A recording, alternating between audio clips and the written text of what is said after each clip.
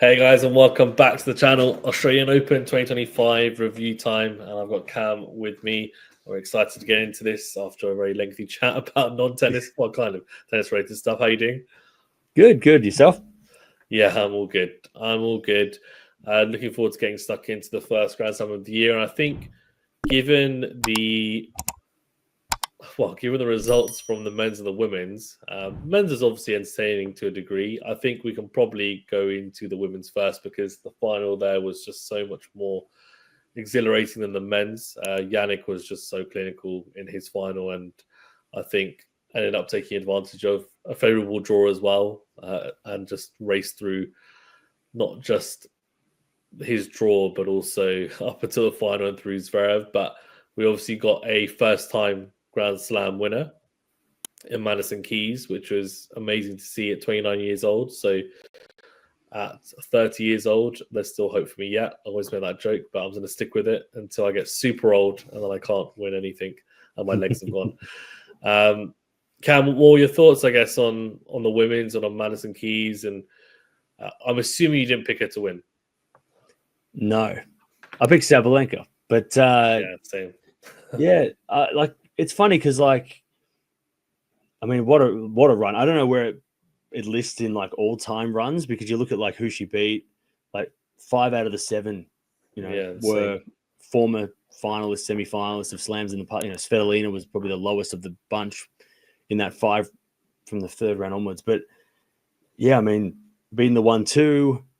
But it's funny because like I kept referring back to Wimbledon when the tournament was on. I'm like, Wimbledon last year, she was in similar form, and the tournament started to open up with Sabalenka she didn't play, and then some of the big names started falling off. And I remember that match she played against Paolini, and she got injured, and you go, oh, what could have been? She could have won Wimbledon, and then this wouldn't have been such a shock. So we kind of all forgot that. Like, I mean, personally, I forgot that.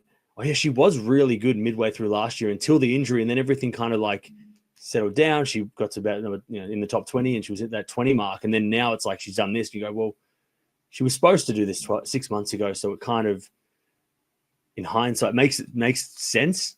She should have probably been top 10 had she not got injured last year. But I mean, she's made the finals, semi-finals before. She's beaten these ladies before. She's beaten Swiatek before. She played and pushed Sabalenka.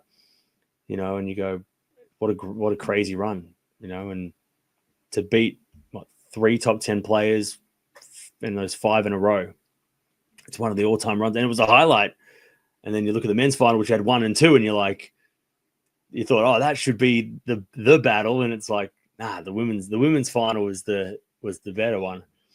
But and that, I mean, from the final and that Swiatek match, which is going to be tough to beat for match of the year. How are you going to beat that on the women's side? It's just incredible. Yeah, she had a phenomenal run, and I think it's the fact that she beat, as you said, Sabalenka, Swiatek, and then she beat Rybakina as well. Mm-hmm. I mean, the 3 favorites. I mean, you obviously can throw Coco in there as well. Although I have to say, I picked Badosa to beat Coco Gauff at that stage of the tournament in my brackets, and just saying, nice. I was so chuffed about that. I'm not gonna lie. And then I picked Sabalenka to win. It didn't happen, but it's fine. Yeah. I picked Sabalenka, Rybakina final, but Rybakina, let me down a little bit. But yeah, I mean, Keys played so well. And that final was so entertaining as well, to watch. Yeah. And the Swiatek match saved a match point there. Final set tiebreaker, that had it all. I think it's the fact that she came through so many 3-set matches as well. It wasn't the fact that she just beat them, but she beat them when they were playing well. In that final against Sabalenka, I think it's fair to say Sabalenka, apart from the first set, maybe she wasn't playing too well, but I wouldn't say she was playing terribly, but she wasn't playing great. But from the second set onwards, Sabalenka was playing close to what we expect from her. Maybe not 100%, but not far off her best.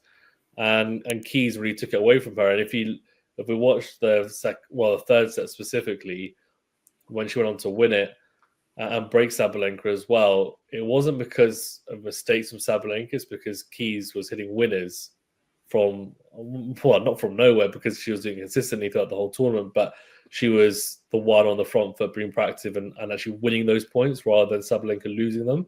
I think that's what was really impressive, because sometimes we get some of these first-time Grand Slam winners and they get a kind of slice of fortune. And, I mean, obviously I really like Raducanu, but I think we know she didn't play a top 10 player to win the US Open, for example.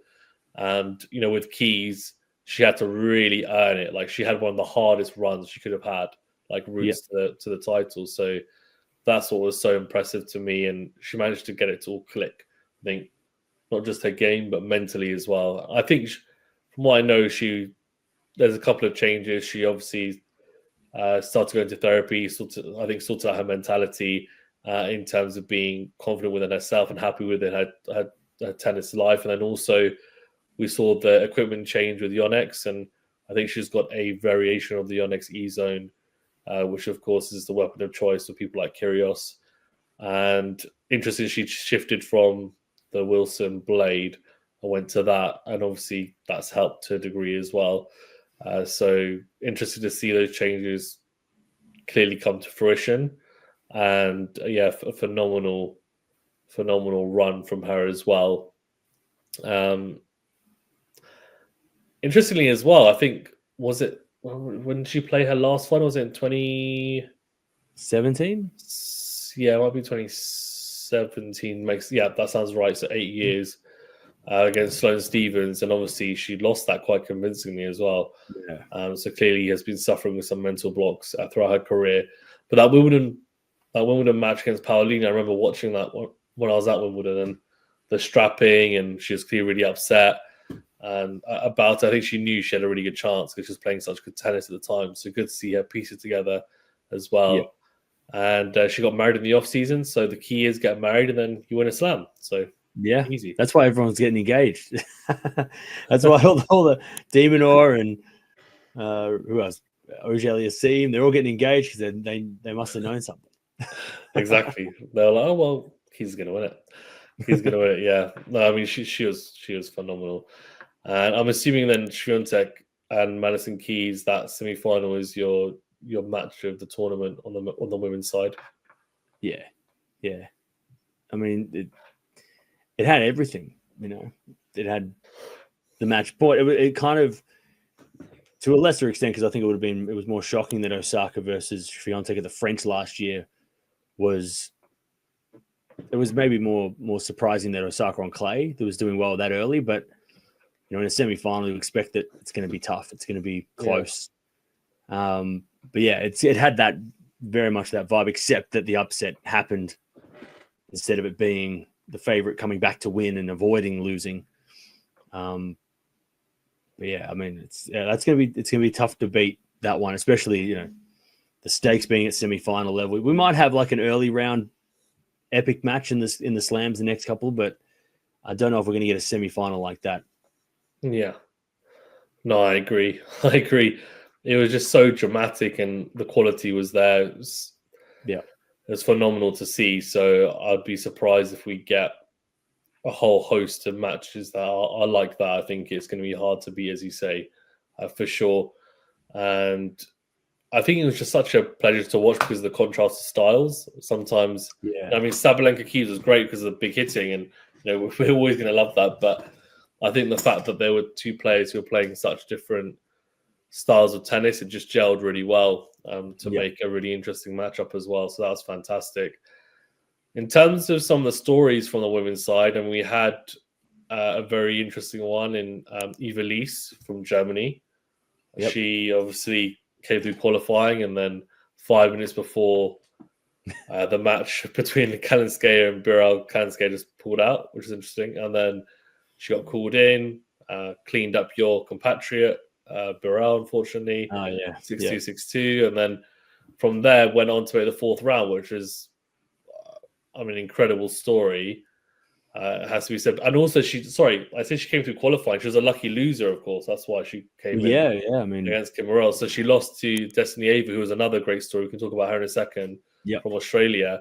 And I mean, she inevitably lost to Swiatek and got bagelled and breadstick, but she still made the fourth round and made some really good money. And I think, majority of players who are not outside the top 10 I'm getting that type of treatment from Swiatek right now. I mean, she did the same to Raducanu as well. Raducanu only won one game off her, so she was playing some pretty phenomenal tennis up until she ran into an inspired Madison Keys. How impressed with you? Was how impressed were you even with Eva Lees in terms of like us coming through as a lucky loser, just hanging around, and then making the fourth round? I mean, she really took an opportunity. Yeah. I mean, it seems like we always do have one of those kind of stories. I mean, on the men's side, you'd probably say it was Tien coming through the qualies. You know, there's always seems like there's most Grand Slams have that one quali or lucky loser doing something. But that was an interesting section of the draw because, like, before the draw, when the draw come out, you look at Swiatek and you go, oh, there's some, Alexandrova's there and Anisimova and Kalinskaya. And then once Raducanu cleaned them up and Lees took that spot, it really did help Swiatek a lot. Her draw looked so much better. And it was the interesting part of seeing Lees in that fourth round. It was almost like, I mean, she'd probably just seen Raducanu get wrecked. And also, I mean, before that, it was Shrimkova who was playing so well last year. You thought, oh, Shrimkova's second round could be interesting. And Swiatek said, no, I'm going to win 2 in love or whatever. So it was nice to see Lees kind of knew. She didn't seem like she seemed like she enjoyed it. Like she was enjoying being there rather than it being like, yeah, okay, it's going to be ugly, but she wasn't getting angry. And it was nice to kind of like go, oh, she is having the most fun despite this being only an hour. Like, but that was refreshing because usually that, you get to a fourth round of a slam and everyone's going to be like, oh, what could you do? What could you do? And, you get bageled and by the best player or second best player on the planet. And it's like, oh, I didn't really do my best. And you get disappointed, but she seemed to just love just being there. And that was nice. And she also got a wild card to Linz this week, because she probably went so far that she couldn't enter those tournaments. So it's like, she'll get like, whatever it is, 400 and something thousand, which will help with expenses and everything. But then it's those wild cards that will come up throughout Europe because she had that run, and tournaments are going to give her that chance now and she's in the top 100, so she won't have to qualify for the slams for 12 months possibly.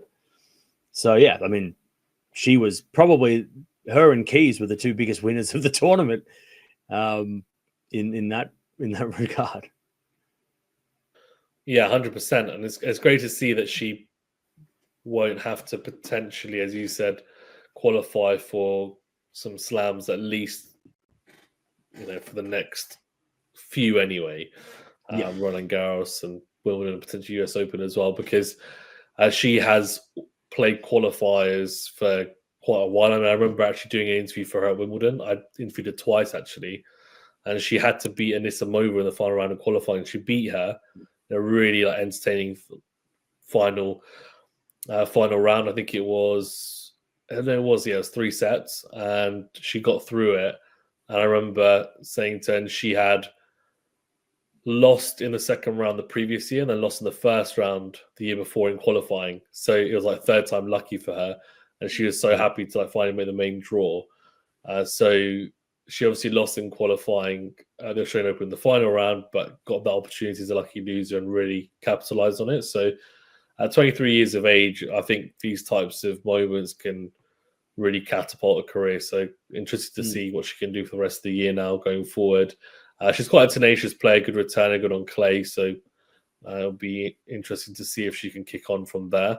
And obviously has quite a bubbly personality as well. She's really good to talk to, I think, at qualies. She's pretty down to earth and very had a good sense of humor as well, which is always good when you're talking to someone if they're not wooden. But the person that beat her, Desnieva from Australia, obviously. Yep. So you'll be happy about that. She had a really solid run as well. Came through qualifiers, and then lost to Danielle Collins, where she was close to beating her because the first set was a tiebreaker. She takes that. She won the second set 6-4, and Collins kind of ran away with it in the third set.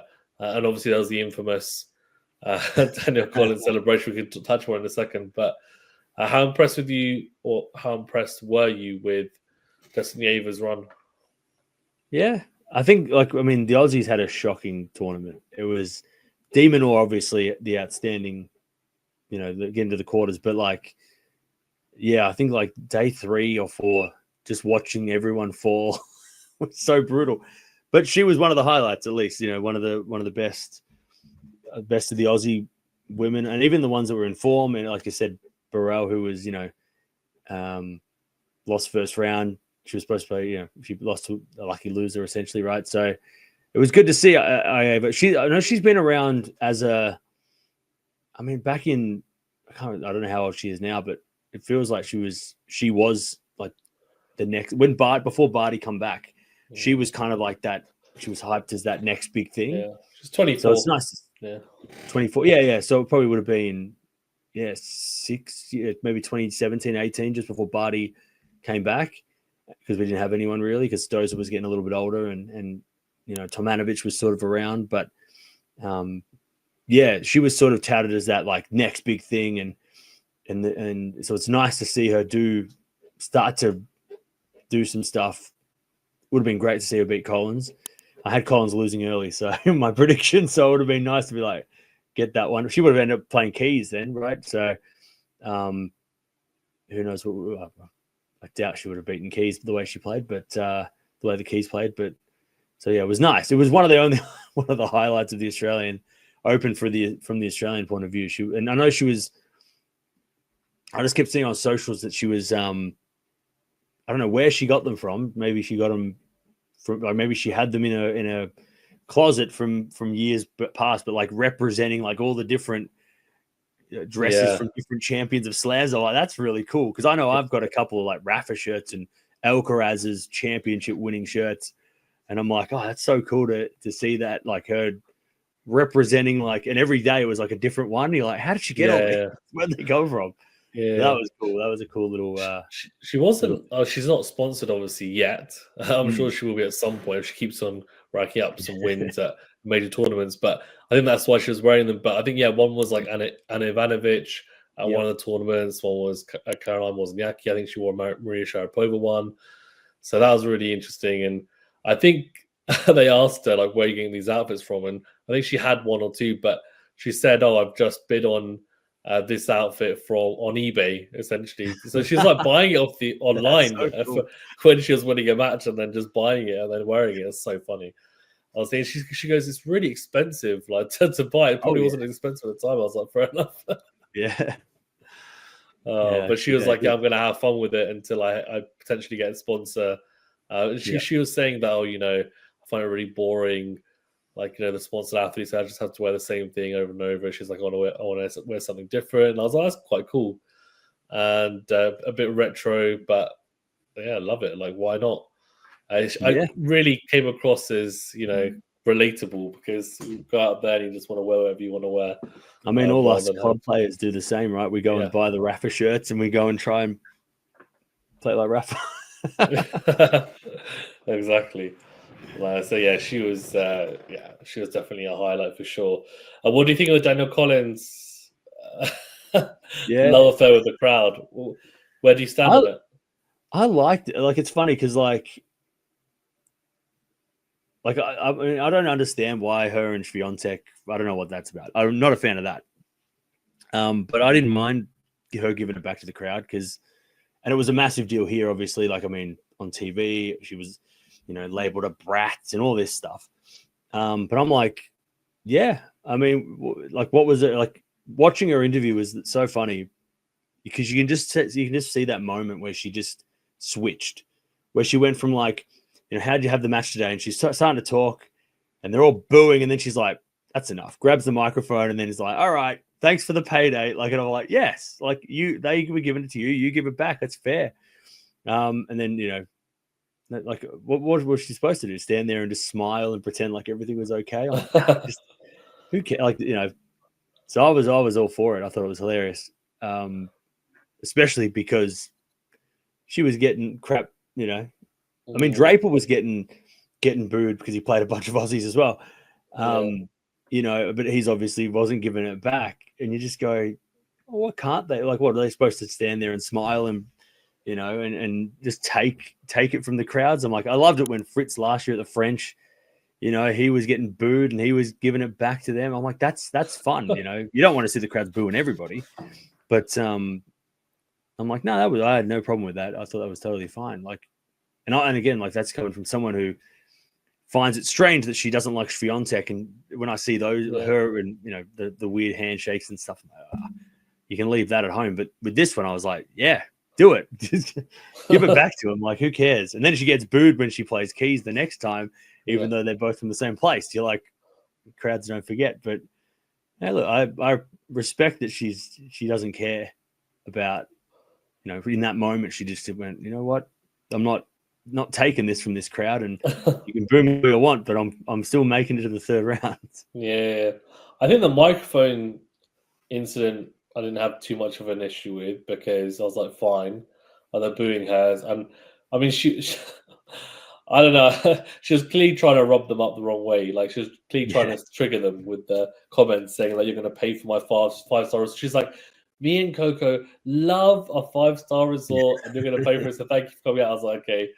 But when I think about it, when I watched it back, I was thinking, but the reason why the crowd are booing her is because she had such a ridiculous reaction, like when she won. And I was thinking, and like it was clearly because throughout the match I was watching it, she was telling the crowd to shut up and like, and it's like, well, like, they're obviously going to support Destiny Ava because she's an Aussie. So I was like, what was she expecting? Was she expecting them to be like, oh, I love you, Daniel? Like, of course not. So I felt like she clearly got triggered a little bit, and then it was like, okay, fine. But then I personally, I felt she, like, the way she reacted after she won was like, I don't know. I thought it was really classless, to be honest. I thought she was just like blowing the kisses and then like tapping over. But I was like, come on, man. Like, you're better than this. Like, there's no need for this. But then I wasn't surprised. I feel like that's just her. That's just the way she is. The mic thing was fine, and the post-match press conference, I was like, okay, she's really laying on thick. I was like, she's really, really trying to make sure. And the thing is, what happened is that I actually think in the next match against Madison Keys, they booed her as soon as she came out, walked out. And I think it affected her a little bit, that match. Now, obviously, she was a little bit injured, and Keys played really well anyway. But I do think, like, I just have a feeling she wasn't going to make it much further, because I think she didn't realize what she'd awoken. I thought she was like, oh, it's fine. They'll clap me when I come out. And when they start booing her, she was probably like, oh, crap. Like, okay, this is going to be bad. Oh, yeah, you might not care, but eventually it kind of gets to you. I felt like it got to her eventually. But it was almost like by her own design eventually. So, yeah, it was weird. But, yeah, the Swiatek... I mean, they're making a profile picture as well. She's... that confuses me. But then obviously there must be something, like, unless the only way that you can kind of see it from her point of view with that thing would be something's happened that's rubbed her up the wrong way behind the scenes, for then her to bring it out onto the court at that Olympic match last year to be like, don't wish me well or whatever. You're like, what? She was saying, don't pretend that you care. Don't pretend, yeah. And you go, that's okay. Even if she is pretending, it's still like, that's the thing you do. You wish the person well if they're retired. Courtesy, It's just part, even if like deep down it's like, if they don't care, it doesn't matter. It's just like, you go to work and you say, how was your weekend? Even if you're not interested sometimes, right? So like, you just do it out of courtesy. But yeah, she's she does her own thing. So that's, and people love it. I mean, there's so many people love that about her, but then a lot of people don't. Like, it's very, she's probably out of all she's probably the most polarizing player on tour, but then obviously Kyrgios on the men's. But yeah, I mean, you got to think that she's built that. So it's like, well, if she starts playing well, then then maybe people won't boo her as much. But yeah, no, for sure. It was also good to see Belinda Bencic come back after obviously having a child, and she, in her first Grand Slam back made the fourth round, which I thought was really, really impressive. Obviously lost in the end, but I mean, yeah, I was very, very impressed with her run to the fourth round. Lost to Coco Gauff in 3 sets, took a set off her as well. And Coco was obviously playing really good tennis up until the Australian Open. And beat Osaka, though. I mean, Osaka's a walkover. Osaka obviously was playing some really good tennis up until that point as well. So that was a shame. But yeah, I mean, were you impressed with Bencic and her comeback, I guess, to the big time? Yeah. I mean, she doesn't look like she's got the kind of game that she has, that kind of like, aggressive style. So as long as she doesn't lose the power, she was still hitting the ball super well. I only watched her play those matches with Coco in Osaka. But yeah, she looked good. I know Osaka wasn't 100% in her match, so you wonder. It was a shame that match ended, because I thought that was going to be. It had the makings of. I mean, so there's a lot of those kind of matches at this Australian Open where there was those like, oh, this is going to be good. Oh, they're not playing. They're retired. That was one of them, But yeah, she seems like she hasn't. I know she played a couple of tournaments at the end of last year. She played some, I think, maybe even a future event, ITF Futures, to start. Like, she really decided to, she didn't bank on the protected ranking early, or she didn't ask for a wild card. She's, she kind of did it the right way, I guess, if you want to give her give any, if there's a right way to come back from injury, but or come back from any layoff. But yeah, no, to make the fourth round, like, looks like she never left. She's probably, I mean, obviously consistency and, all that stuff's going to come in. And if she's, if she stays healthy, but you got to think that she's probably going to be back top 30, top 20 by end of year, maybe top 30 by the end of the year if she keeps this up.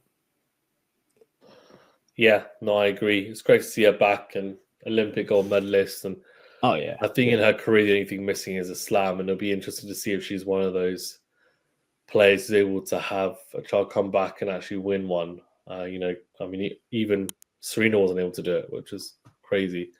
But some have been able to do it. Kim Clijsters, for example, did it, which is incredible. But yeah, I mean, great to see her back on tour, playing some really good tennis. Osaka, obviously, good run from her. Vekic as well, still playing some pretty good tennis. Had a really good match against Schneider. Really good match against Schneider, like 3-setter, and carried on some of her form. And then we had like a run from Danilovic, Olga Danilovic from Serbia. So for the fourth round, lost to Badosa. Good run from her. And I talked to her at Wimbledon qualies as well. She's very, very bubbly, very, very bubbly. Quite funny, actually. But yeah, she talked about that, that moment at the United Cup. I think it was last year, maybe. Djokovic started speaking Mandarin. Oh yeah. And her face is like, oh my gosh. So she talks about that. Was quite funny. And it was great to see Jabeur back in action. Lost to Emma Navarro in 3 sets, but yeah. I was happy that she's back and she was playing some good tennis. And yeah, so there were some great matches as well. I mean, we had Osaka Mukova in the second round. Yep. Like, come on. That was crazy. Yeah. We had Osaka Garcia first round. I mean, Osaka had a terrible draw. She did well to even make it as far as she did, to be honest. Yeah, she was already coming in injured from Auckland, and then she had to play those 2 players and then bench it, and then would have been Gauff. I mean, it was the worst. Yeah, if she'd won the Australian Open, that would have been the best run of all time. That's what I'm saying. Yeah. It would have been 100%. Yeah. The funniest part of that was when Garcia was like, different year, same draw, and I was like, that's classic. Like, yep, fair enough. Let's do it again. Yeah. I hope she finds some form as well, because she did look happier on court, and she really has a really exciting game. So I hope that she should do well at Wimbledon. She should. Yeah. She should be making the quarterfinals of Wimbledon minimum, in my eyes. Like, she's so aggressive off the return. She's got a really good serve, like great hands in the net. She tries to shorten points. Like, I just don't understand why she wouldn't do well at Wimbledon. So it'll be interesting to see if she can, perform there. And then I mean, I hate to say it, but Sakari, I actually picked Osorio to beat her in the first round in my bracket, and I was right. I mean, Sakari just cannot get a break in Grand Slams. She hasn't Yeah. made, I don't think she's made the second week of a slam since, I want to say US Open 2022, but I could be Yeah, I wrong. can't even remember her making maybe a third round since then. Like I think she might have made a third round of Australia. Must have been 2 years ago or something. Like she's barely even made it out of the second round. Really struggles in the slams. Yeah, I thought maybe not being top 10 might help her because being top 10, there's obviously going to be a bigger target on your back, and Yeah, added pressure. all of us are going to talk about who's going to be the top 10 upset, and if you're in the top 10 and you're not playing well at slams, you're going to be the pick. But I think if she becomes unseeded for the French and she has to play a top 10 player in the first round, I mean, that's going to get really interesting. But maybe that's what she want. Maybe that's what she'll do well at, when she is an underdog or she is not expected to do anything. And that's when maybe she might have a good week or have a good run. But yeah. Yeah, no, I agree. It'll be interesting to see. When she clearly puts in the work off court. She's probably the fittest player on tour, and yeah, I mean she clearly works super hard. So hopefully she's able to get it together and she can piece some sort of form together for some of the upcoming matches and look better at Roland Garros. I think, as you said, being seeded is going to be really key, no doubt for that as well. Anything on the women's? Cam, you want to touch on before we switch to the men's?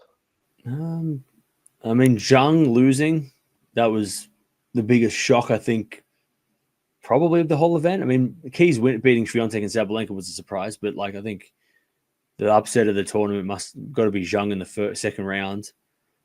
I mean, I watched that, and it was so interesting to see, because we all know from, I think probably from the Goff match a couple of years ago with Sigemund, what she does and how she plays. She's 36, and she has that kind of she can play doubles. She's very good at doubles, and she's got that game where she'll just take all the time she needs, and you wait for her, and I'll play at my pace, and it might not, might not be, you might not like that, but you got to deal with it. And it was interesting to see Zhang, who doesn't seem to ever really get bothered by anything. She's usually the one who's the bit of this is my court and you're playing, you got to wait for me. But to see her get a little bit flustered and a little bit annoyed, and I think she said as much in the press conference that she kind of lost that concentration. I'm Sigemund got under her skin, which usually Zhang's the one who doesn't want any friends and stuff and whatever. And it's it was interesting just to see that Zhang being, getting a little annoyed, and it worked. Those old school tactics of gamesmanship or whatever you want to call them, even got her, knocked her off guard, because she should have won that. I mean, there was no reason for her not to win that, except for the fact that she got, sort of involved in a little bit of frustration. She was, remember, the first set, Zhang was very vocal, winning points and shouting, and I'm well, she's really intense today. And then along the match went, it was just that was something that I thought was very interesting to see. And she's young, she'll learn not to get involved in those. And there's not too many players that do that anyway. So, but that was probably the only. I mean, Pellini losing, Pegula losing. I mean, maybe in hindsight, not totally unexpected, but the Zhang loss was probably the big upset for me. And then obviously the Keys run and all those other things that were fun to watch. The women's side, I think the women held up the AO this year for me, except for that one men's match that we'll probably talk about. Yeah, for sure. I thought the women's matches are really, really good. A lot of very exciting matchups. And Pegula losing, I mean, she lost to Daniljevic, who's yeah, isn't seeded. Probably should have won that, but a good match from the Serb. Yeah.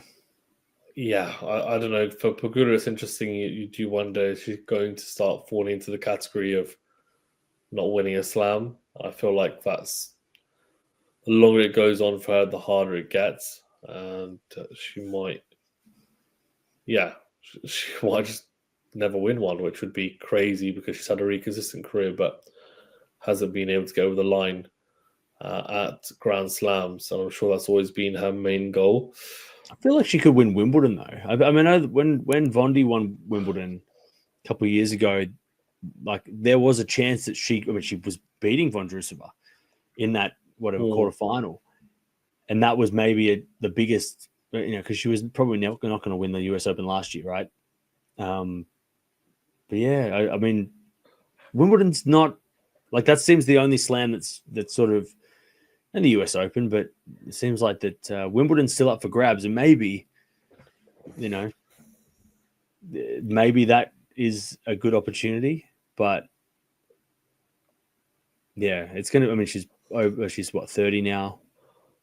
So you go, well, what are the odds of someone winning their first slam after 30? Very small. So yeah, but yeah, we'll see. Yeah, for sure.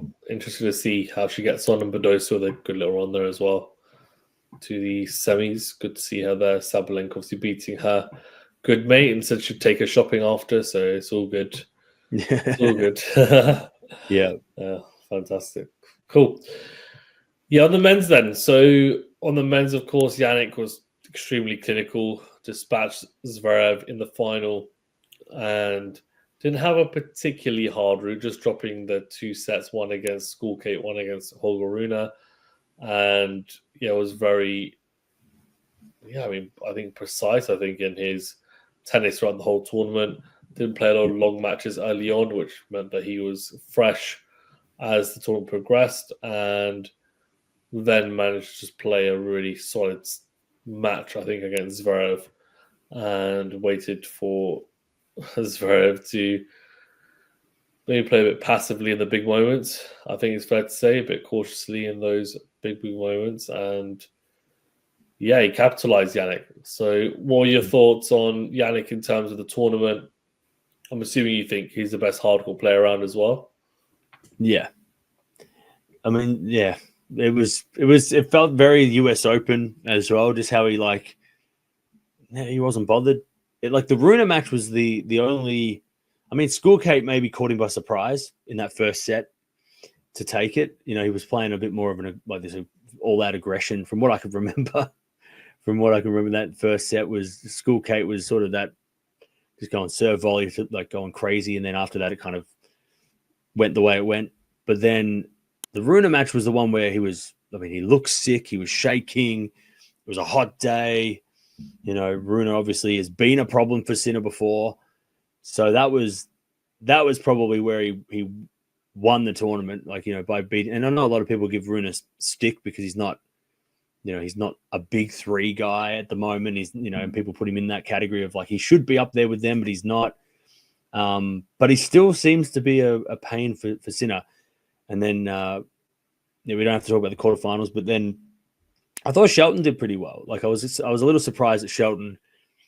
In the first set, I thought, that was good to see Shelton push. And it was funny because you watch the semifinal and the final and you go, well, why didn't Zverev get closer to winning a set than Shelton? And you're like, well, it's because Shelton just was just blasting the ball, was just going after Sinner. And then if you rally with Sinner right now, you're not going to win. So yeah, easy.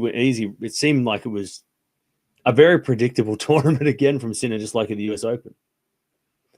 Yeah, agreed. And yeah, if you rally with him nowadays, he's too consistent and you just can't really get any sort of momentum winning a string of points when you do that. And actually, when I did the post-match analysis, Sinner, I think he won more than double the amount of longer points that were past 8 shots in a rally.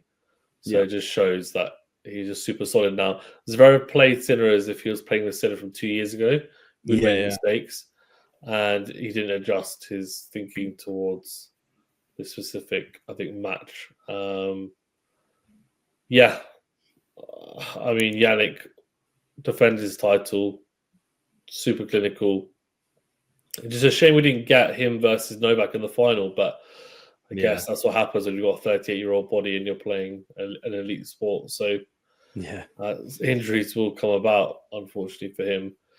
For Ben Shelton, I mean, a very impressive run, yet again, making the semi-finals, his first semi-final at the Australian Open. How do you think he played, and what do you think of his level? Yeah, well, he kind of benefited from that second quarter of the draw, which was sort of open. I mean, it was Fritz's quarter to lose, right? And he lost. You know, Medvedev went out, so it kind of opened up. Shelton got to play all the players that beat the players. You know, he played Sonigo, who beat Fonseca, who beat Rublev. You know, so it kind of he took advantage of that good draw. But I just love watching Shelton. I just think he's so fun to watch, even though I know he's a bit of a serve bot or whatever, you know. But I love that he's got the biggest serve on too, like the hardest, you know, hits the hardest serves, and like, we need that kind of. Like, I mean, it throws me back to watching Andy Roddick, you know, who was. You had all the class of Federer, and you had all the other guys around, and then you had just this massive serving, big forehand guy from America who was loud, and you're like, oh, it's nice to have that guy again, you know, especially from America, because Isner was a big server, but he wasn't super, you know, loud, and he wasn't like, you know, beating you up in the rallies. So it's, yeah, I think it's just a nice, and because even Fritz, you know, he's got a big serve, but he's not in the rallies. He's not really that aggressive compared to Shelton. So no, I love that Shelton made the semis, and you know, he's still. I know he's not put in the conversation of Alcaraz Sinner, but he's in that class, right?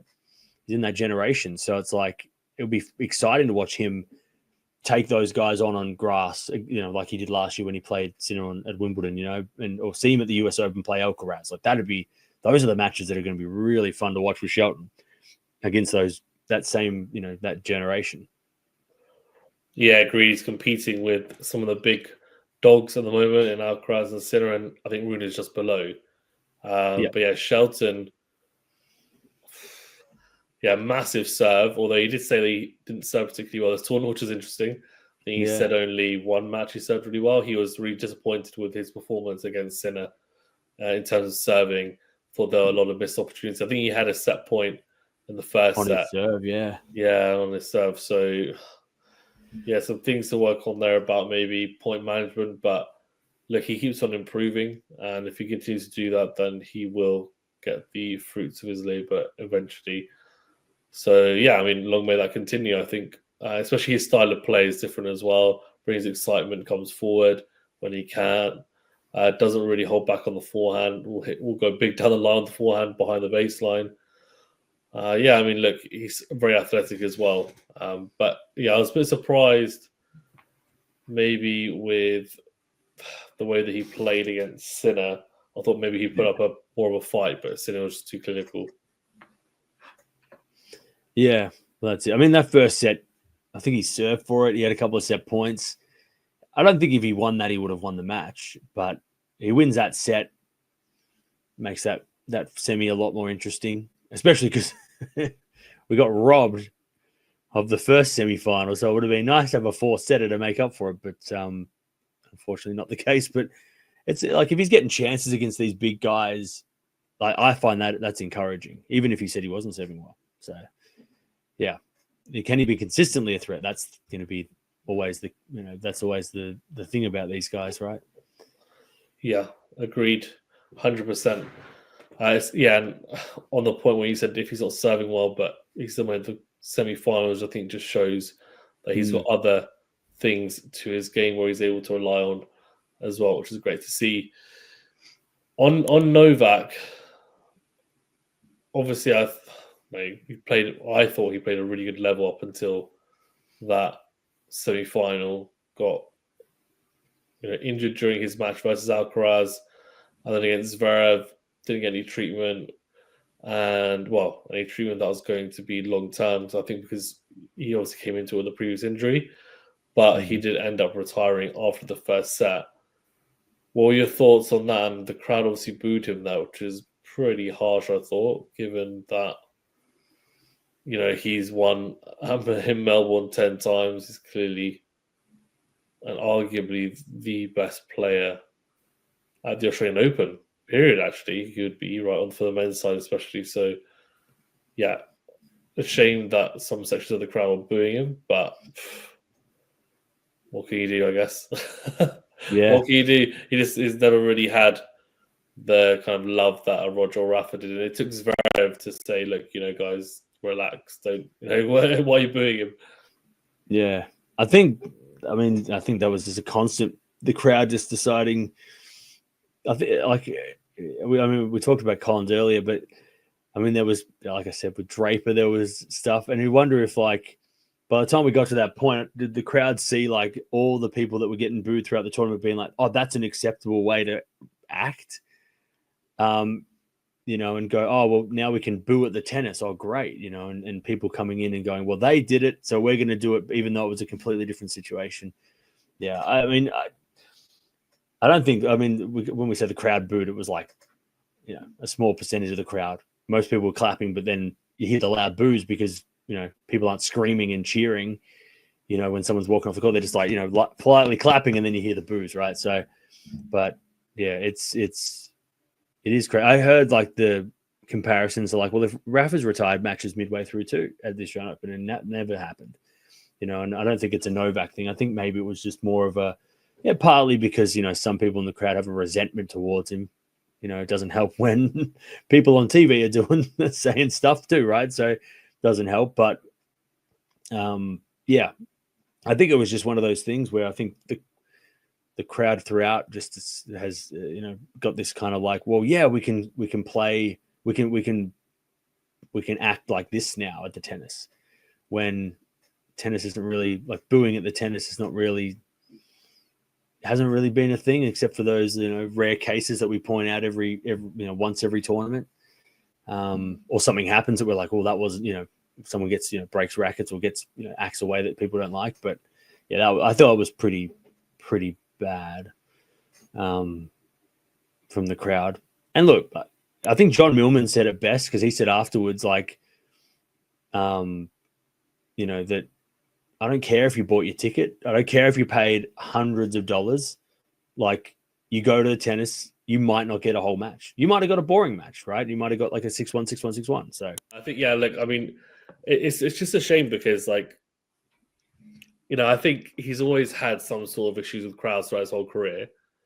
I feel like that's been the biggest issue, right, for Novak. And I was like thinking to myself, like, surely at some point, given that as well, it could have been his last match, right, at the Aussie Open as well, because he said after that he might not play the Aussie Open next year. I guess it depends on how this year goes with results. I imagine if he doesn't win a slam, I could see him retiring, especially if, for example, like, even if he makes a final but he gets dismantled by like a Sinner and Alcaraz, I feel like that's not going to be enough for him. Like, he needs to be, like, it needs to be, even if it's a final loss, I feel like it needs to be 5 sets. He gets super close, like Wimbledon 2023, the final. I feel like that's fine, but anything else, I don't feel like it's going to do it for him. I just feel like he'll think, well, I'm only getting older. It's not getting any better. These guys are getting better.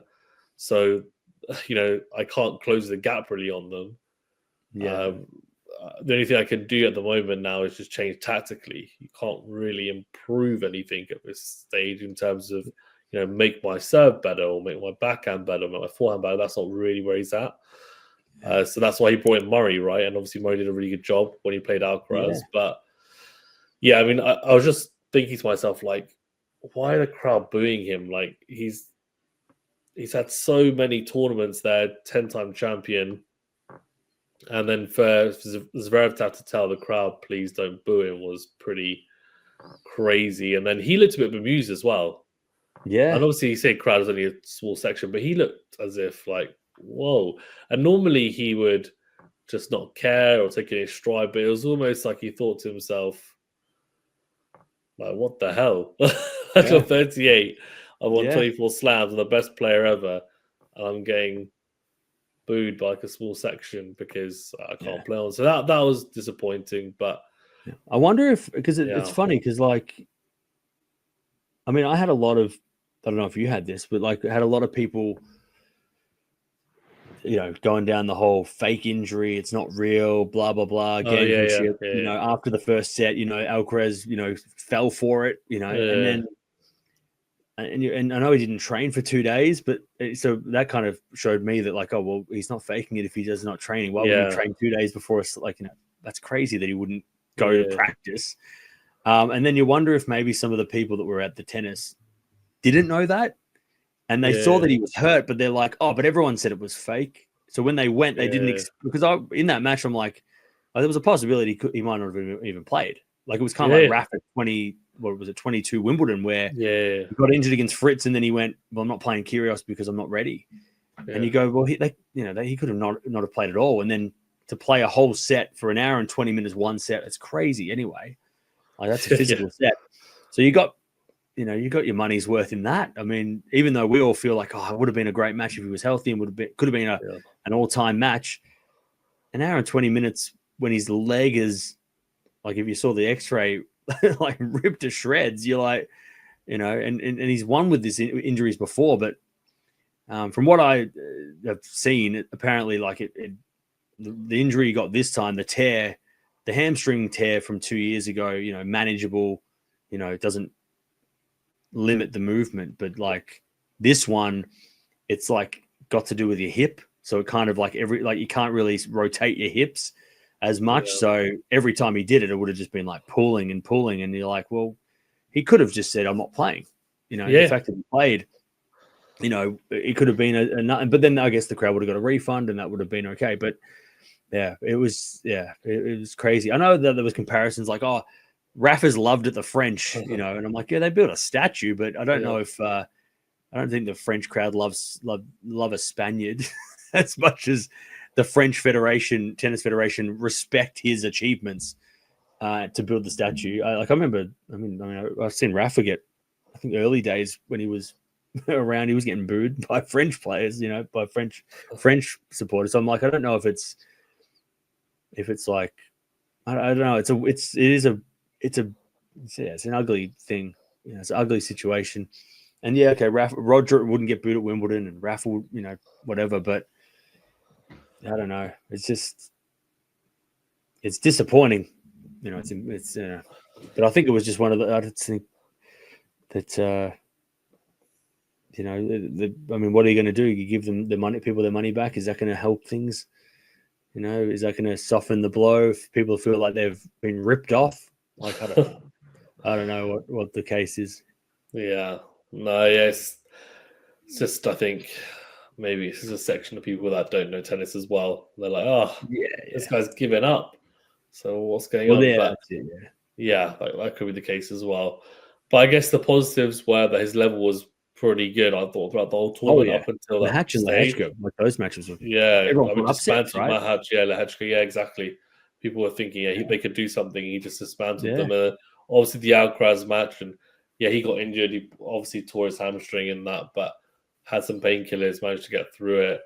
And I thought what was really impressive is the fact that he clearly was hampered, but he adjusted his game, came forward to the net more, was more aggressive with the forehand.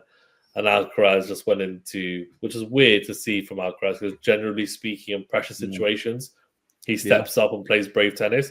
He did the exact opposite because he saw Novak was injured.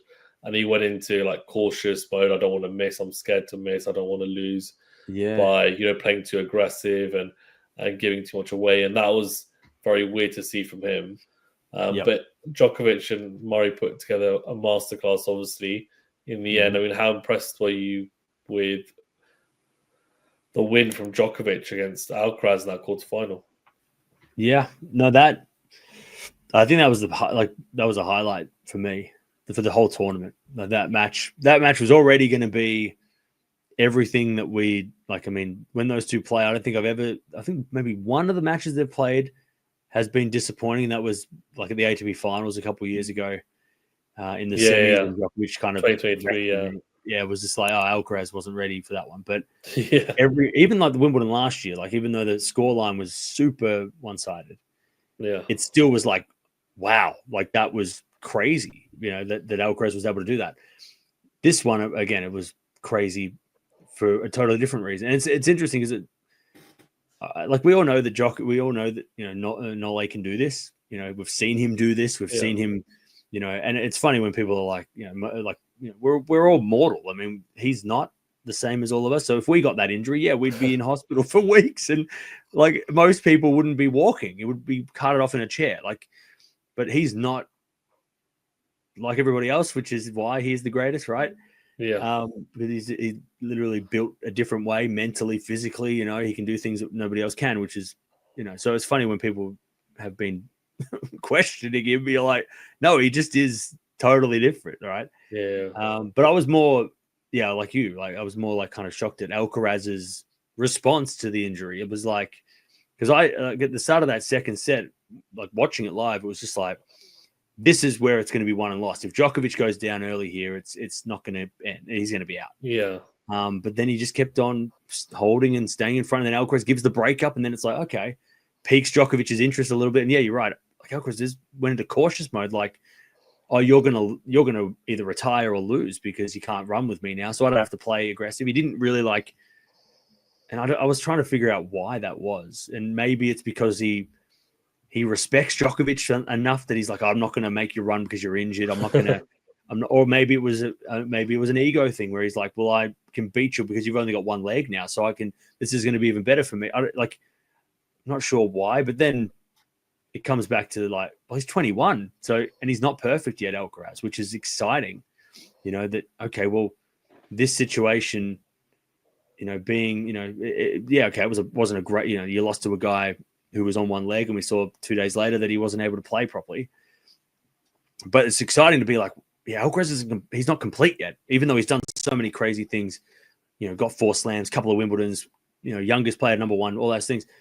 You're like, yeah, he still has a couple of holes in his game, even if it's a mental block with that one, or a mental, you know, a mentality thing with like, you know, okay, when he's in that situation again, don't let up, you know, go for it, you know, don't be nice.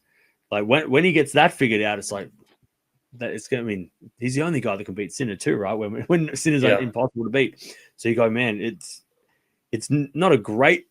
Like it's a terrible loss, right? You lost to an injured guy, but man, it's kind of exciting to see that. Okay, Alcaraz still has room to improve, and he's already done so much.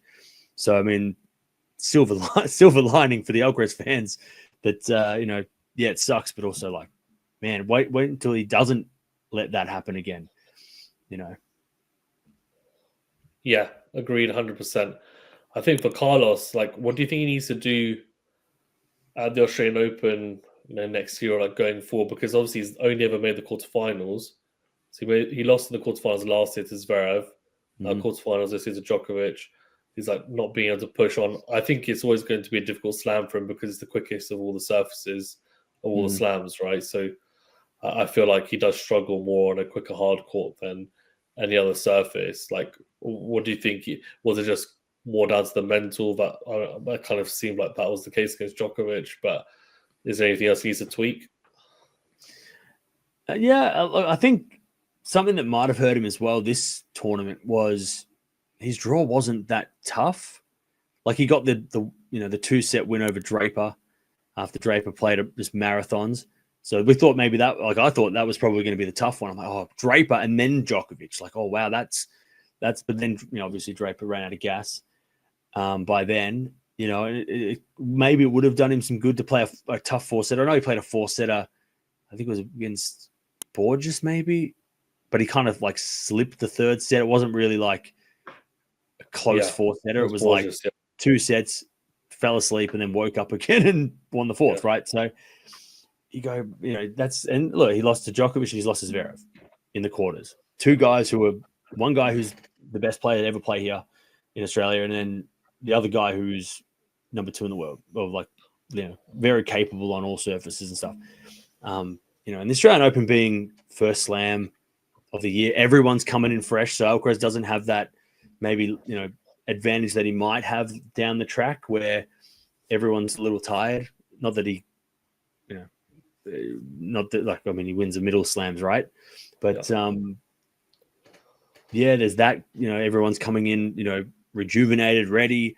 You know, you can't really take advantage of that and the speed of the court. I mean, that's probably the most obvious thing is that you're going to play against certain players on that court. It's going to be tough, you know.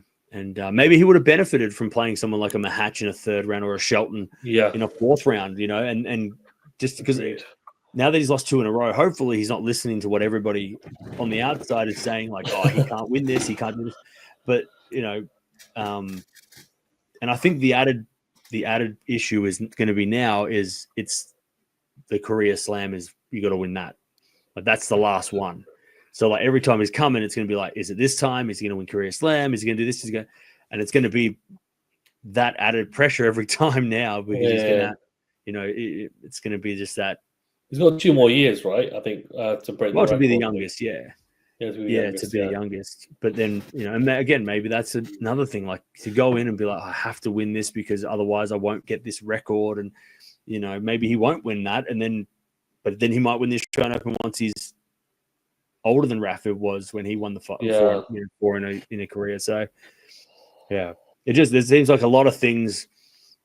His game, though, I mean, he played great until the quarterfinal. Yeah, you know, he was playing great. You know, besides one bad set. You know, and you know maybe he gets a little bit of a trickier draw. Maybe he plays one of those bigger hitters in an early round to test himself again. You know, on a hot afternoon where he plays against a big server and he wins that match and he's like, okay, well, the court speed's not as big of an issue as maybe people. It's been. So I know he played I think it was 3 years ago. Played Berrettini in like a second round. It was a 5-set epic, and Berrettini's a big hitter. Yeah. So you go, well, if you look at the last, because he skipped 23, the last Australian Opens he's lost to Berrettini, Zverev, and Djokovic, and you're like, they're all pretty good. So, some of it's got to be draw, but yeah, is he not going to be in that top 5 Australian Open favourites every year because there's other guys that can do better, right? Shelton, and are these guys going to be the threats now? Or I don't know. I feel he will. I think he will get it. He's only 21, right? He's got at least 10 more to try, at least, right? But yeah. And I mean, we haven't even talked about anything to do with how if Sinner will be around for next year's, right?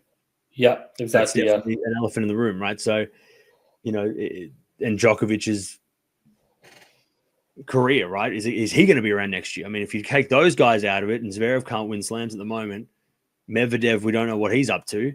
You go, well, there's next year could be a chance if all of those things happen. Not that he needs that, but it wouldn't be the worst thing if Djokovic did finish this year and then Sinner was absent for that. It would put him as the favorite potentially. So no, for sure, it'd definitely open up.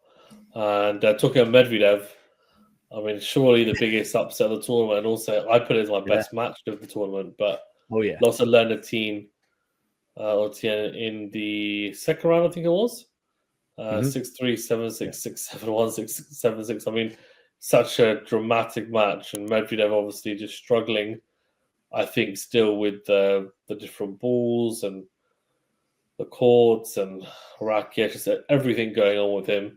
What were your thoughts in terms of, I guess, Lernatine's win and his potential, and also Medvedev, what does he need to do to get out of the rock? Yeah, I mean, very impressed by Tien. It was, awesome to see him. I know a lot of people will compare, I try not to get into the comparison game with Fonseca. He did better than Fonseca. He's better than Fonseca. It's like, okay, well, different draws and different results, but that match was crazy. I thought for sure, once Medvedev got to the 5th, you go, oh, he did this is the same as last year when he played Ruusuvuori in the second round at 3 a.m, and he came back from 2 sets down and won. Oh yeah, he's going to do it again. And then so impressive by Tien at the end of the 5th to keep it going. But then the crazy thing was then in the 3rd round, he thought, oh, well, he played his final. 3rd round, he'll be out. He does it again, he wins, and he gets to the 4th round. You're like, wait a second, what the hell? But yeah, Medvedev, I think Medvedev just needs a title. Just go win a 250. Because he hasn't won a title in 18 months. Yeah, since Rome last year, right? Yeah. Well, 2 years now. Oh yeah, so Yeah, it'll be 23. oh yeah, But 23. Yeah, also, so it's, I feel like he needs to.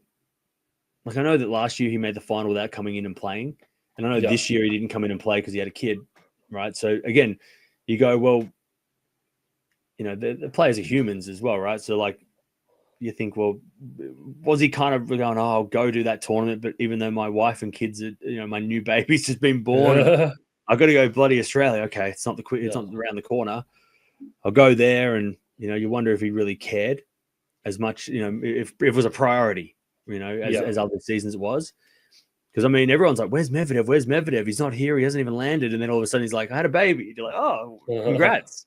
Wait, you're still playing? And he rocks up like 2 days before and plays a 5-setter against a wild card from Thailand, and then he loses to a quali, and you go, maybe he just didn't want to be here as much as he wanted to be home with his new family. But you just got to win a tournament. Just break that drought. Go play a 250. Win that.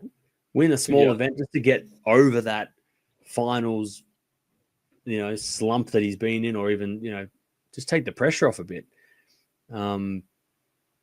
But I also think it's hard because like Zverev has a similar issue. I feel that they've grown up in a style where with a game style that was working for the Nadal, Nadal and Djokovic's, and now we've got this from like 2021 onwards. We've got this Alcaraz, Sinner. You want to put Runa in there. All these younger guys are so aggressive. Fonseca, watching him was just like, whoa, okay, this is like watching Alcaraz a little bit, and a bit of Alcaraz and Sinner combined kind of thing. And you go, Medi just doesn't have that in him, just like Zverev doesn't have that instinct to go for his shots.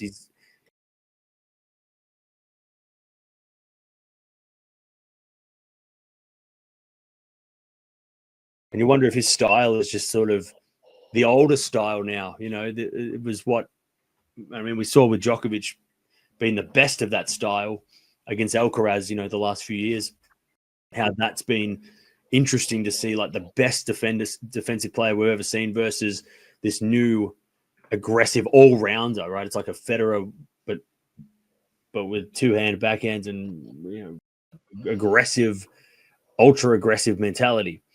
And it's like, it's so fun to watch that. But then you go, well, Medvedev's a lesser version of Djokovic. So you go, well, I don't know how he improves unless he just starts hitting big second serves, and his net game's never going to be there. He stands too far back to be a threat. But I don't know. It's tough to see his game beating those big boys. But I think first get a title, get that drought over, and then I don't know, figure out how to beat Sinner and Alcaraz, and then you're back. So yeah, no big deal. Yeah, it's that easy. Easy, exactly. Yeah, easy peasy. Yeah, I mean, look, it's a shame because he clearly has something very unique to the ATP Tour, and it would be great to see him doing some shorts, etc. for us, but looks probably unlikely. He's only like 27, 28 anyway, so it's not like he's. If it was 32, you'd be like, oh, okay, it's been good. You've had a great, time, and it's just getting beyond you. But he's still in the middle. Yeah, I don't know. I have a feeling I could be wrong, but I have a feeling if he doesn't start winning soon, like getting close, I could see him retiring at some point, relatively like at 30. Like 30, being one of those guys, because I just feel like he doesn't seem to be enjoying it right now.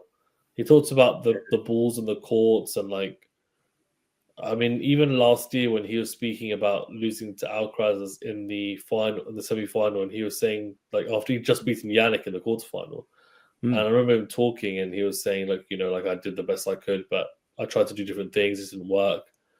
And I think he knows that these guys are substantially above him ability-wise. So either he needs to avoid them, or he needs to somehow come up with a game plan, which he's tried multiple different things, just doesn't work. So he can come to the net and look awkward, but and be ready to be effective against most players, but against them it doesn't work. So Yeah, I mean, needs to definitely just land those first serves. I think is key for him. I mean, and it looks like his shoulder's feeling better, so he's hitting a lot Yep. more. Not just first serves, but at a higher pace than single second serve, which is key. And then needs to gain some confidence, as you say. I think a tournament win anywhere would Yeah. help. So, yeah, hopefully he can. But It sucks for him too, because like for most of the last slams, it's felt like he's been number 5 and he's missed out. Like he's been given, Sinner in the quarters or what. Like it feels like he's just like if he was top 4, he would avoid those guys for one more round, and making semis of every slam or making semis of most of the slams looks much better than making the quarters and losing to Sinner again or losing to Alcaraz, whatever. Whereas this time around, he had a good draw because Fritz was the number 4 and he was 5, but then he couldn't get that win, and then Shelton takes his spot. I mean, he beats Tien. Maybe he does make the semis. He would have had to get through like Monfils and whatever, but you go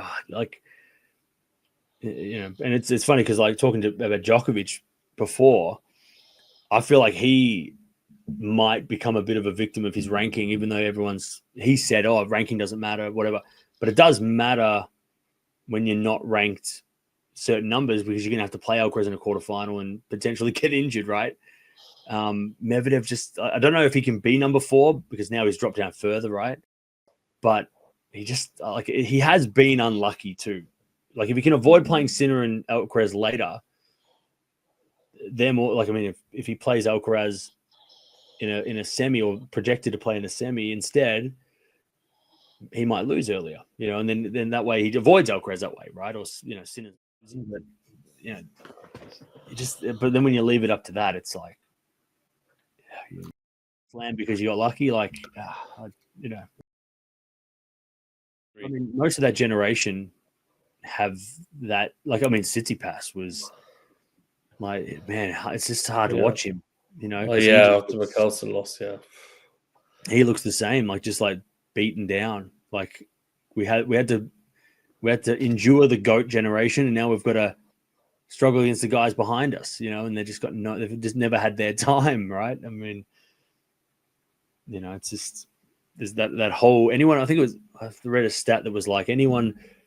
If you're born in the 90s, you're not going to slam. There's like 2 won slams in the 90s, and Team and Medvedev. Two slams in the 90s, and then the kids born in the 2000s are all like there's like 6 for them, and then before that it was like 100. Like you're just like, man, it's just becoming this 90s curse, Yeah, yeah, skips a generation. Maybe it's not my time to award, and I'm born in the 90s, so no chance. Forget it. No, yeah. But I mean, you can give them a benefit of the doubt in the late 2010s because the GOATs were reigning supreme. And you're like, okay, you lost to Novak, you lost to Rafa, whatever, Roger. But then now it's like, now you got to play Alcaraz and Sinner. They never had like a 3-year time where it was like Medvedev Zverev time or Medvedev Tsitsipas. They had moments, but they never had. It was like 2023 Djokovic, 2024 Sinner Alcaraz. Yeah, maybe it's just unlucky. Yeah, I agree. I think it's going to be. I don't know. I'm just interested to see how he approaches the rest of the year. But we'll find out what he does, and I'm sure we'll see some funny moments alongside. I know he's one of the characters too. You want him to be around because he gives you so much. It's so fun. Like he'll do like when he was smashing the net. And he breaks the camera, and you're just like, "What is going on?" Like that whole thing was hilarious, And it was hilarious. Yeah, he's been my favorite to interview as well. I think, and in the press conferences, he's just so funny. Really good answers, very thoughtful, so like very funny, and just gave a lot of time to the media. I thought it was really good, to be fair. But other notable bits, of course, the next gen are here. Fonseca, Team, Michelsen all beat top 15 players, some top 10 players. Say again, sorry?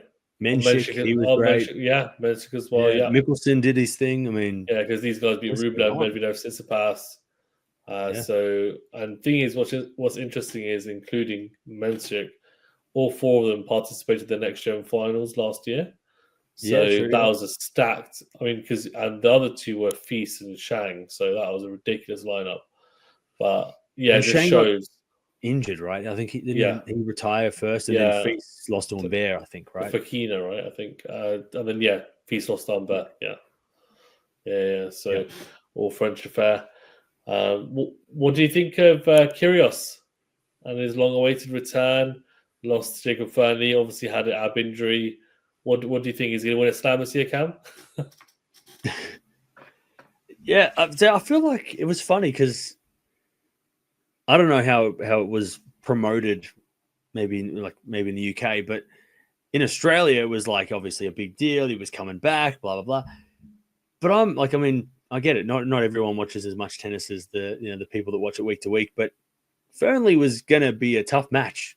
Like it wasn't going to be the number 90 something in the world versus Nick Kyrgios, the former Grand Slam finalist. It was like, now this is a guy who's been doing really well, like a very confident player on the challenges. And, he obviously took a set off Djokovic last year at Wimbledon. So this guy can do stuff. But it was obviously, pumped up as Kyrgios' return, and he's going to, blah, blah, blah, plays Zverev in the third round or whatever. So I wasn't shocked. I was like, I don't think Kyrgios is going to win this, especially because he was coming in with the unknown wrist. Like, he got the surgery on the wrist, and then he said that the doctors were saying that there's no, like, rehab for this. Like, we don't know how this is going to go. You could wake up the next day and be fine. You could wake up the next day and be in terrible pain. Like, we don't know how this is going to react. And it, didn't react well. So, I don't know. It was, it was annoying that the scheduling was that Alcaraz, Djokovic, and Kyrgios all played at the same time, because I really wanted to watch Kyrgios just to see because I didn't get to see him in live anyway. But yeah, I mean, and he gets another injury, and it's tough. It's a rough one. I don't know if he's playing anything coming up. Like, is he going to Europe? Is he going to America? He'll probably go to America. Probably play Indian Wells, Miami if he's fit. Yeah. So he said he'd play all the slams. So I don't know if he'll play Roland Garros or not, but yeah. Well, he said a couple of years ago he wanted to go to Roland Garros because his girlfriend wanted to go to Paris. So I'm like, is he doing that now? Because he got injured when he did that after that. So I don't know. Yeah, it's a tough one because I'm not a fan of him, his comments on Sinner. I think he just kind of, it does get a little bit, it's a little bit hard to listen to, and it feels like it angers a lot of people. And that's his thing. I know he wants to, he does like to troll that and get people at least talking about him, even if it's not in a great light. But yeah. But on court, I mean, he's one of the most fun players to watch because you just don't know what he's going to do, don't know what he's going to say, don't know how he's going to play. When he plays great, it's like insane to watch. It's beat anybody. He gets the crowds obviously respond to him. So yeah, I hope that he's able to play at least the major tournaments this year. Yeah, maybe not the clay if he doesn't want to, but I hope we don't have to wait till Wimbledon to see him again. Because I think that could be a risk that he doesn't play into Wimbledon. He's supposed to be playing Davis Cup, I think, but I don't know if he pulled out. Because Demon has made the trip to Sweden to play. So I don't know if he's playing this weekend. I don't think Kyrgios would be. But yeah, I hope it's not till Wimbledon until he plays, and then we're like, and then we watch Wimbledon. He gets a tough draw and he plays, a top 10 guy in the first round with no practice, and you're like, okay, and then we don't see him until maybe like Cincinnati. Like he might only play 5 times, and you go, that's, and obviously there's a lot of Sinner stuff coming through, so we're going to hear about him throughout April and May. He's going to be talking about stuff, but. Yeah, I don't know. It was disappointing. I mean, his first match against what was it, Pirikar in Brisbane was just unlucky. He didn't get broken. He didn't break. Pirikar serves insane. Like that was fair enough. But, yeah. Yeah. Well, I mean, Perikar's got even bigger serve than Kyrgios. Can you? Oh yeah. If you can believe that, I mean, it's crazy. Kyrgios said after, this kid's going to do really well. So clearly recognised. The game they've been put in. Yeah. I mean, look, Kyrgios, I think for me is just I just hope he's fully fit, right, for as long as possible this year, and just Yeah. to see what he'll do if he can get a relatively favourable draw, work his way through, no expectations. Maybe he'll play extremely well. I'm not sure, but it's a bit worrying. It's the wrist, it's the right wrist, and that's obviously what Dominic Thiem and Del Potro had something similar, and they obviously then retired early. So hoping that he can be that. I don't know. I don't think he'll win a slam particularly, but he should be. He should be competing with these guys and then going deep into second week. I think, especially at Wimbledon. And Yeah. let's see what US Open as well. Roland Garros, I don't know if he'll even play, although he's saying he would. So yeah, I'm just hoping he can sort himself out body wise and then go again. And interesting to see if he plays. I don't know if he'll play Miami and Indian Wells, for example, but I'm assuming if he gets a wild card, he will play it. But yeah, that's my thoughts on that as well. Yeah. Cam, are there any other players that you want to touch on before we wrap up? I mean, we haven't spoken much about Zverev. Oh, that's true. Like, what does this mean for It's him? the same old Cam, that's why. Yeah, I mean, see, I looked at it. Oh, maybe I'm just too optimistic, but I was thinking. What do you say? I think it's might be one of the better things to happen. Him getting crushed in the final. Hear me out. Hear me out. Because the other matches, right? You know, Dominic Thiem. You know, he was serving for the match. Blah blah blah. He lost. You know, he's like, oh, but I was in that match and I was so close. And then last year against Alcaraz, he can blame the bad line call that happened in the fifth or whatever. You know? And he's obviously said, you know, I don't know if he was joking, but like, you know, saying that the umpires have cost him slams in the past.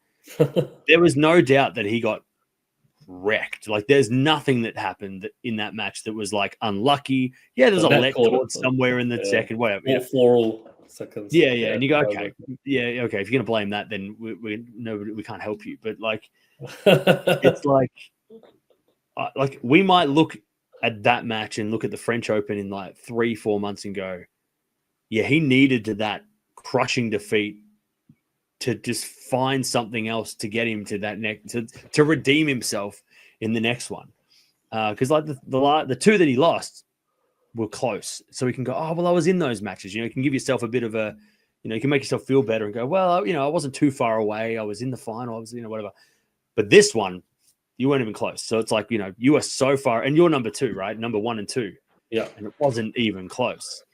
So, I mean, I think it goes two ways. It either goes the positive way, which I'm hoping for, that it'll be an ultimate redemption, kind of like the Keys defeat, how we saw with, you know, how disappointed she was at the US Open a few years ago, like, you know, in that semi, and, you know, she was crying at the press conference and it was a low moment, and now she wins the US Open. You're like, redemption.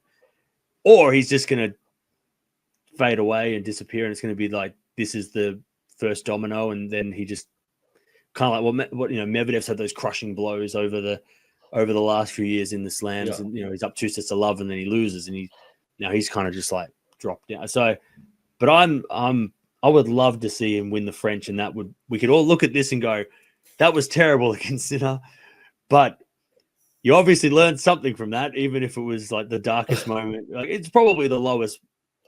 Like, I wouldn't say rock bottom, because, you know, you're losing first round of a slam is probably harder, but like probably the most disappointing moment of his career.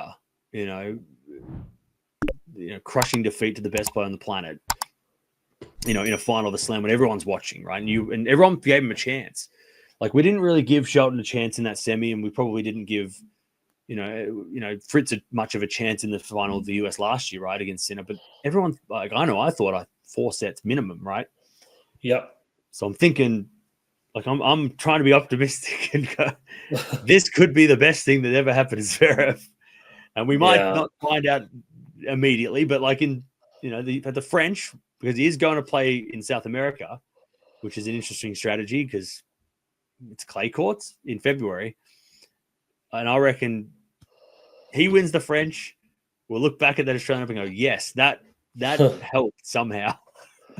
Oh man, I get your point, Cam. I just feel like the reason why this one is worse is because it was a clinical beatdown. Like at least in Yeah, the other two, he won 2 sets in each. He was in a winning position in both as well. 2 sets to love up against Team, 2 sets to one up against Alcaraz. That kind of shows, okay, well, fine. It's yeah, probably a mental fortitude that he doesn't really yeah. have Just as being much as some closer. other Yeah, players. But yeah, with this one, it was like, okay, well, it's not just your mental; it's also your game is not good enough. yeah, Like I feel like it's a mixture.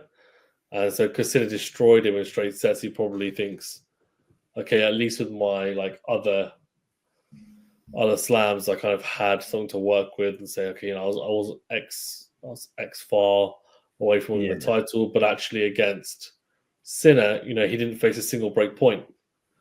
No, Um, that was crazy. so, the whole of the final. So, and Sasha's a very good returner. So I think that just shows to me anyway that I don't know. I just feel like even if you listen to him in the post-match press conference and speech, he was saying things like, "I'm not good enough." He said, "Oh, I'll try to win one of these. Hopefully, I can lift these one day." But like the way he was speaking, as if he wasn't sure that he could win one at this point in Yep. his career, 28, and that to me is worrying. And that to me as well shows that up here, the mental side is not being worked on enough with him, in my opinion. Yeah. Well, I'm the one person that believes, still believes. The thing is, I did kind of think what you were thinking. Well, I had a fleeting thought, Yeah, yeah. like yours, Cam. Like, oh, maybe the Just wouldn't be the heartbreak worst. isn't there. But Yeah, then I just feel like the way he was so dejected as well after. Like, yeah, there was a moment after the second set when he lost it, and then he got his racket and just started smashing his rackets. Not even against the floor, but against his other rackets, as if to say, like, yeah, yeah. I'm no good. Just break my rackets, I can't play. And that was after the second set tiebreaker. And I just think in the big moments, the pressure moments, he went cautious. He started going down the middle of the court a lot. And then even when he wanted to be expansive, like he made a lot of forehand errors because he's just not used to playing that proactively on a consistent basis. And it's going to break Yeah. down, right? Pressure situations. If you then suddenly start saying, well, I'm going to hit, at 10 mile per hour quicker off through my forehand in those moments, that's not how it works. You got to suddenly turn it on. No player is good enough to do that against the elite in the sport. So I just feel like there's clearly some technical things to work out, strategic, and then also the mental side is a big thing. But I'm hoping he can sort it. But I don't know. I used to always pick him for like the US Open, Yeah, and yeah. I gave up because it just was never happening. So Well, what it's the about point I'm thinking, we've talked a lot about Medvedev. How about a Medvedev Zverev US Open final this year? What is that going to look like? That's got to be 5 sets, right? At least it'll be close. Yeah. And the thing is, with Medvedev, he's won one, right? So I feel like, okay, Yeah. like even if he never wins another one, he's still got that in the bank to say, like, oh, I've won Oh one. yeah, he's Hall of Fame. Yeah. Whereas Zverev is, nomination. He was saying he didn't want to be the best player to never win a slam, and he's right. He will go down as that if he doesn't win one. How about this though? How about there's a coach going around at the moment that just is now on the market, and he's coached a pretty good player before, and he has I feel like he could bring something to Zverev. Goran. Does he bring Goran? Yeah. Does that change things? Because I've been told that, like, oh, somebody said get Andy Murray. I'm like, why? Murray's got a job. He's free. Yeah. But Goran had a similar, disappointing 90s, and then he finally gets that win, and the famous Wimbledon win at the end. Like, would that be someone that could do something? I know he's had like Lendl as a coach, and I think Ferreira was a coach for a bit. Like, could he get Goran, and that could do something? I mean, yeah, definitely. I mean, game wise, he's one of the best servers of all time, and obviously we know Zverev is up there. He's just behind Pericard, I think, in terms of serve rating on the ATP Tour. But I'm sure he could. I think with Zverev, he needs to learn to come to the net more, especially behind his serve when it's so good. And that's exactly, yeah, you're right. Yeah, That's the the thing, yeah. volley. So that's where Goran He will helped help with Djokovic. transition game. Yeah, transition game, net games. That's actually a really good shout. And also, he'll have the winning mentality, right? Like he won X amount of slams with Novak. He won Yep. one himself.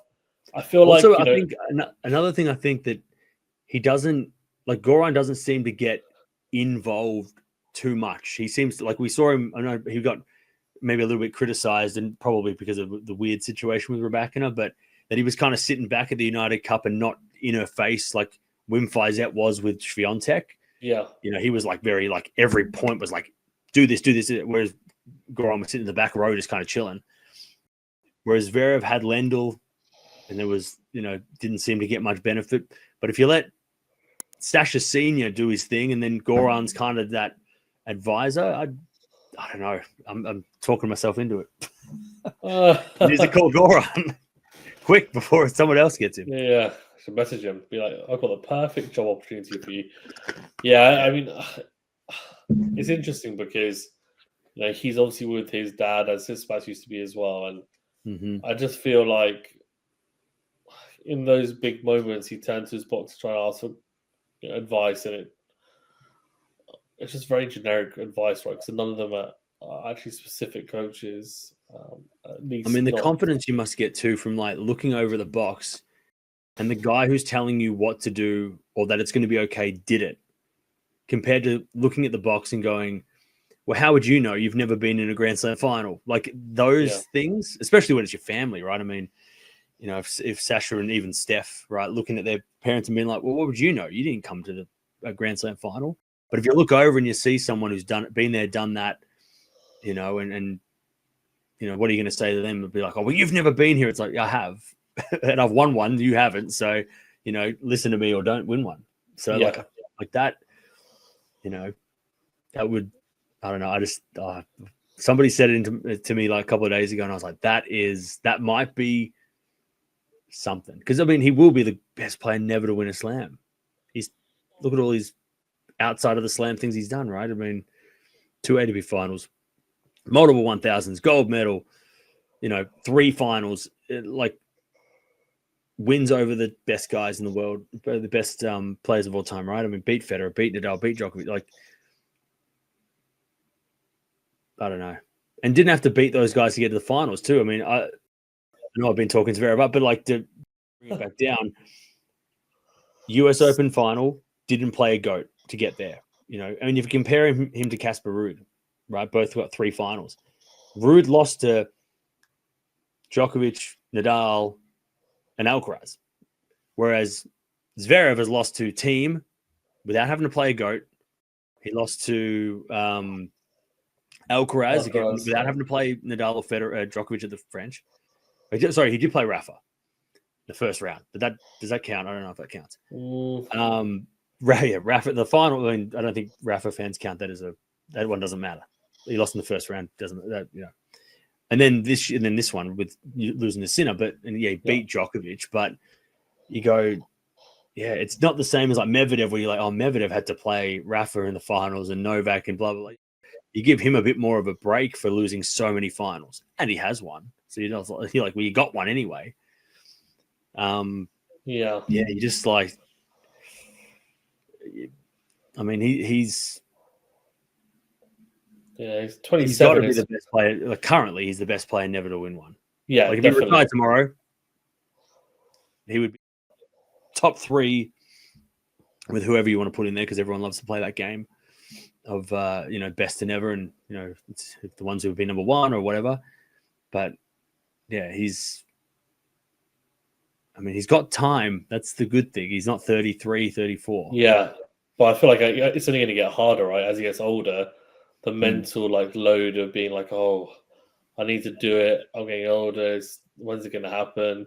So I feel like he needs to really work on his mental aspects, because that's been the biggest thing for him, I think, in the matches, in the finals, and also maybe his approach as well, just generally to how he plays. So yeah, hopefully he does win one at some point. I feel like he does deserve it. As you said, you want to go down as the best player to never win a slam. Yeah. And he's making finals. And the good thing is, because, I think And I feel like with him, the biggest thing is the strategy and like how to apply himself during matches. He's always had the skeleton. And it's interesting because he was looking at his box for his dad to ask for advice, and his dad it seemed like he was giving very generic advice, which is very was like, okay, cool, and got on with it himself. But yeah, I do feel like if you had someone like Goran there, then maybe that would be better. But whether or not, for example, they'll reach out to Goran, or even if they're happy for him to work with him, that's kind of the bigger question as well, because the dad clearly is, the main man at the moment. With stuff, with Zverev even, like, I don't know. It's always weird, these like parent-children coaching relationships, because sometimes they work, but sometimes I feel like obviously with that, like the worst, we hear a lot about the worst ones, but I feel like we don't hear enough about the good ones. Yeah, it's true. Like we always hear about the worst of the worst, and Ben Shelton, but like Shelton, Ruud, right? Ruud, having great, and we never question that. We never question Casper Ruud and go, maybe he needs a different coach. His dad's done enough. I love the Shelton. I love seeing the Sheltons go back and forth. They're just like, I mean, I'm a massive Shelton fan, but like to see him like turn around when he breaks Sinner in the first set, and he's just like, yeah, we got this. And his dad's like, yeah, you're the man. I was like, it's so wholesome. I love it. Like it makes you so happy to see. Not that Zverev and his dad are not, don't have that going, but like, yeah, you do want. I don't think he needs to get rid of his dad though. I think, like I said, I think an advisor is. I mean, going to Steph, he's had his dad for so long, but they did make finals. But then when he got Philip Husas on as like the second guy, that seemed to work. So again, a lot of people are like, get rid of this guy, bring in this guy. And you're like, you can always, like, it's way more common these days to have a couple of coaches. I mean, look at Sinner, right? He's got a 2-coach combo. It's doing really well. You got De Minaur, who gets Leighton coming in every big event, but he has his main coach every weekly coach, right? So in they're top 10. Alcaraz has obviously Juan Carlos, but there's a lot of people in the box talking to him at the same time. So, Rafa had the Uncle Tony Moya combo. Goran and Vida were on the Djokovic side, right?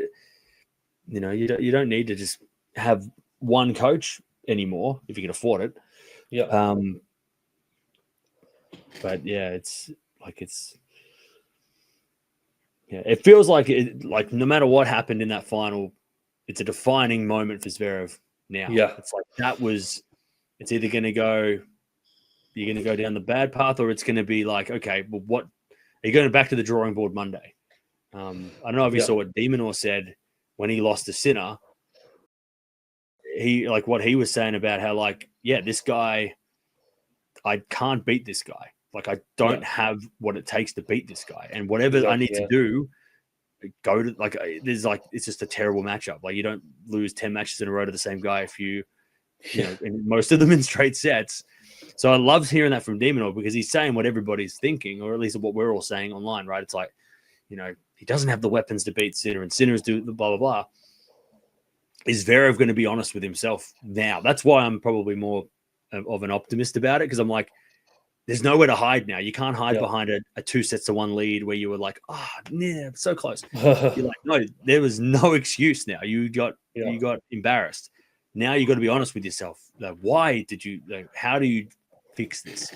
And like you said in the press conference, if he's going like down the woe is me path, that's not going to help. Pity's not going to help, and feeling sorry for yourself. But I hope like that happened, and then he goes on holiday this week and he comes back next week and plays on clay and starts towards that French Open. Win that French, Sasha. Cam's going to pick him no matter what. That's he's my dark horse. But can I pick him as a dark horse? Yeah. Number 2 in the world. What, number 2 in the world? I don't think that counts. Maybe by then he might have dropped a couple of points, or so he might be number 5. Gosh, hilarious. Wow.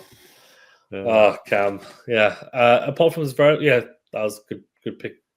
I feel like good. that whole generation, we've talked about like Medvedev and Yeah, Tsitsipas, all those guys, Rublev, they all sort of in that same like. I mean, some would say unlucky, some would say overrated or whatever. I mean, I don't know what you would call that. Like, I would say unlucky. Definitely felt like it was a bit of a. I don't know if it was changing of the guard, but it definitely felt like it was the kids taking over the tournament. 100%. That everyone under 25 was thriving, and everyone over 25 was injured or losing, or getting beaten badly. It's like there was definitely that 25 and under, 25 and over, and the 25 and unders dominated. Yeah, exactly. I think that's what's going to be worrying as well for him, is that the fact that the next gen are coming, they're here now. That's it. Oh yeah, Like they're going to start. Like he thought it would be easy. Oh yeah, Novak, Rafa, Roger, they'll retire or they'll get older and then opens up. And that's probably what Steph was thinking as well. Oh yeah, but they're getting beaten by these guys, so like waiting in line. Like, yeah. our turn is next. We're the next in line for that. Yeah. But then Alcaraz and Sinner jumped the queue. Yeah, exactly. They did. They really did. Yeah. In a phenomenal manner as well. But yeah. Cam, thanks so much for being on and for bearing with me as well. And my that's fair enough. Time zones are the worst at this time. I think this time of year, it's definitely the worst. It's, I think, 11 hours difference, right? So someone's got to stay up all night. It's one of us. I'll do the next one. The next time we have a chat, I'll make sure I'm up at midnight. It'll be my turn. Sounds good. Thanks for being on, mate. Really appreciate it. It's always great chatting to you. And a lot to get into. So appreciate it. Guys, if you haven't already, I'm sure you have, make sure you jump over to Cam's channel, check out his content, give him a like and subscribe as well. And also here as well, give us a like and subscribe if you don't mind. It really helps us out. Just definitely subscribe. You need to subscribe. Like, we talked about this earlier. You need to subscribe. Yes, that's true. Actually, yeah, because 80% of you aren't subscribed. That is criminal. And look, what you can do is you can subscribe. And if you don't like the content after 2 weeks, just unsubscribe. It's fine. If you don't like the 2 weeks of content that come out after subscribing, then it's fine. No hard feelings, but just give it a chance. Just give it a chance. Exactly. Give it a chance. Yeah. Thank you. Yes, I appreciate that. Yeah, 100%. Because I was saying to Cam that 80% of people not subscribed, I'm banging my head against the wall. Like, why? So people are tuning in, so it's great. But yeah, appreciate each and every one of you. And also our members as well on YouTube, of course. Thank you for contributing a little bit to the channel. Appreciate it as well.